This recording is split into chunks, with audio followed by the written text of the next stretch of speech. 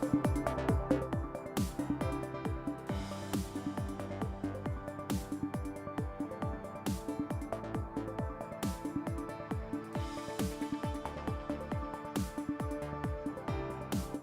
and welcome. You're watching Business Today TV. I'm Sakshi Batra and this is a special edition where our focus is on the Q4 earnings. PNB Housing Finance has announced its Q4 FY23 results, reporting a consolidated net profit of 279 crore rupees, registering a growth of 64.7%. We've seen the company's net interest income for the January to March quarter come in at 627 crore rupees as well.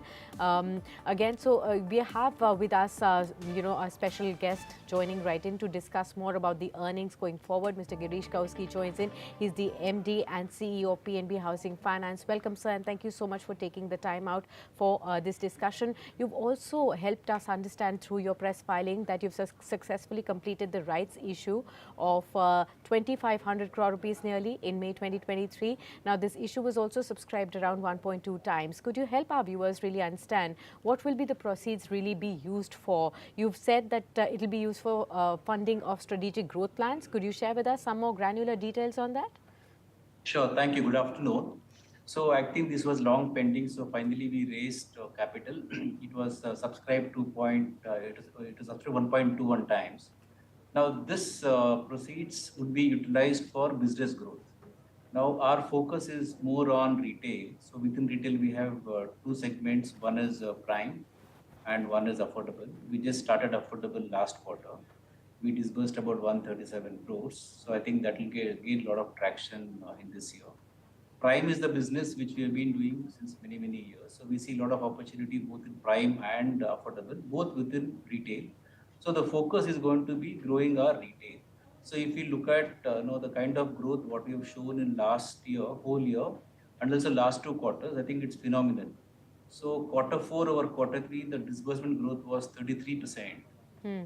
And if you look at YOY, it was 22% and whole year was 22%. So we want to grow for next few years, book of about 17 to 18% and disbursement of about 22 plus %. So we have a very ambitious growth plan and this capital would help us to grow at about 17 and 22%. So that's the objective of raising this capital. Okay.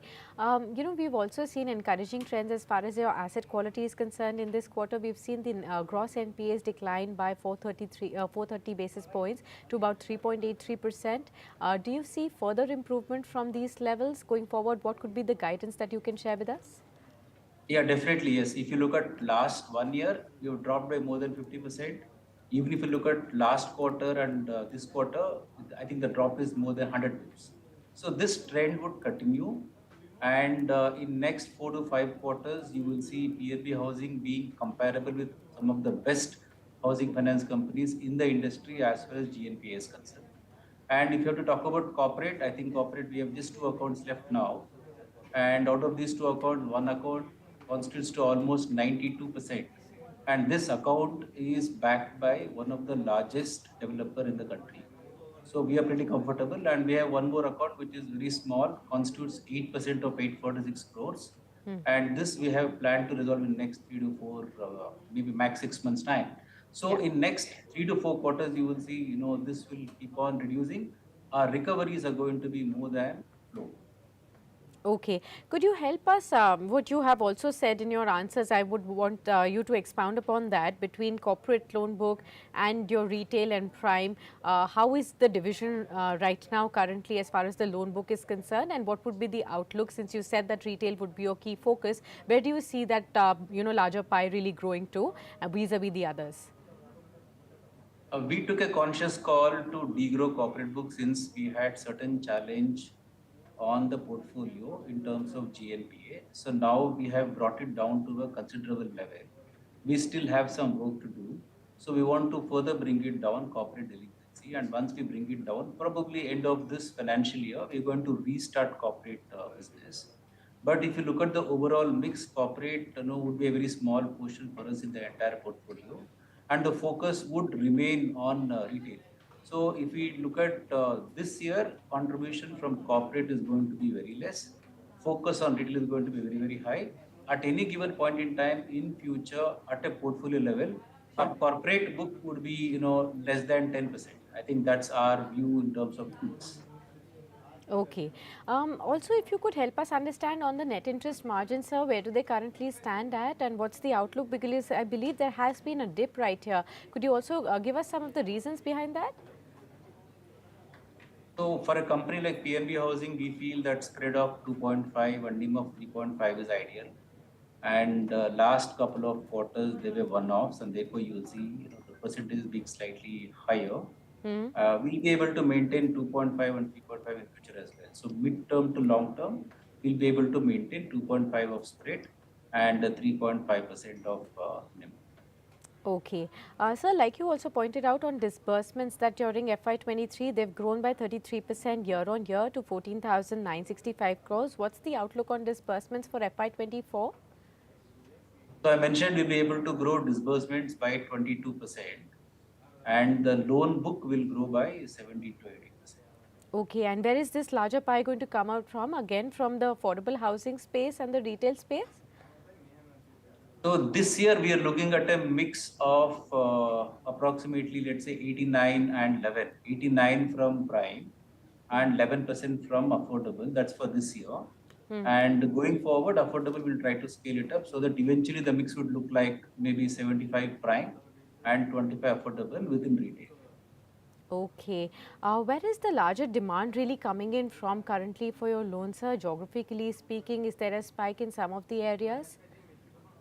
We have a national presence, so I think for us all the markets are very important. Having said that, we see the demand is quite more in certain states. Whole of South, we have very good demand.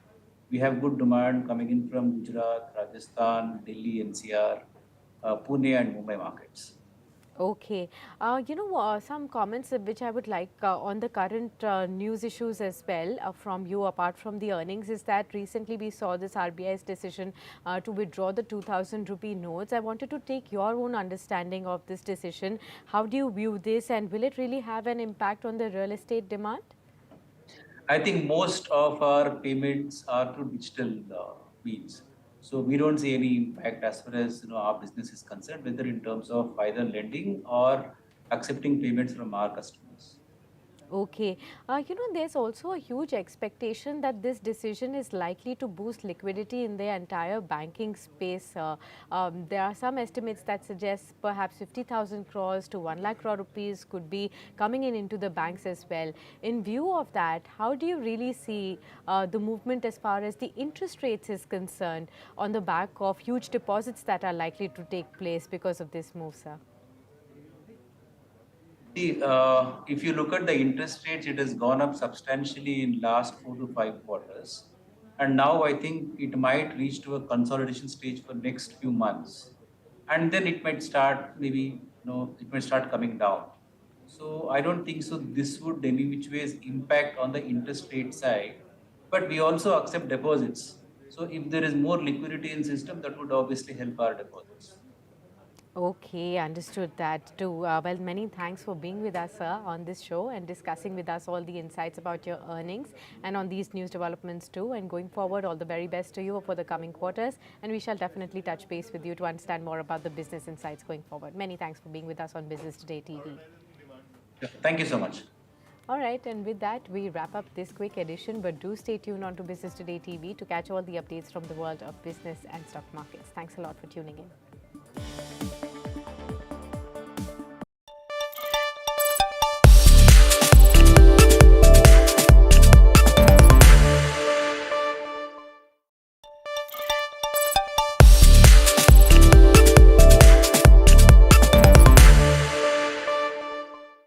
Amazon has announced massive investment plans for India. The Jeff Bezos-owned company has said it will invest $12.7 billion or 1,50,000 crore rupees by 2030. The investment will be used to build its cloud infrastructure in India and